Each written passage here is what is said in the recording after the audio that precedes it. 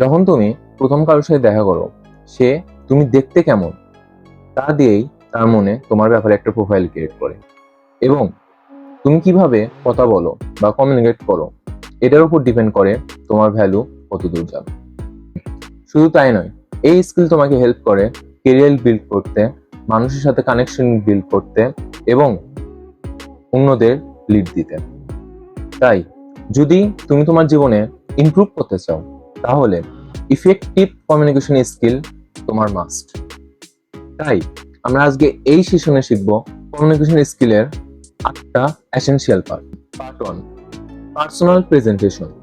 তুমি কি ধরনের পোশাক পরে আছো, তুমি কিভাবে হাঁটছো, তুমি আই কন্ট্যাক্ট কিভাবে করতেছো, সবকিছু একটা মেসেজ পাঠায়।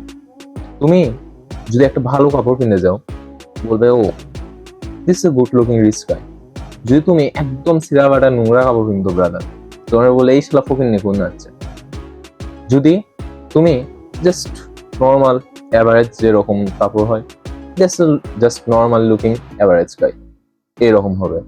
তোমার ফার্স্ট ইমপ্রেশন এটা সবসময় ম্যাটার করে। তুমি যেভাবে নিজেকে উপস্থাপন করবা, তারা তোমাকে সেইভাবেই প্রথমে মনে রাখবে।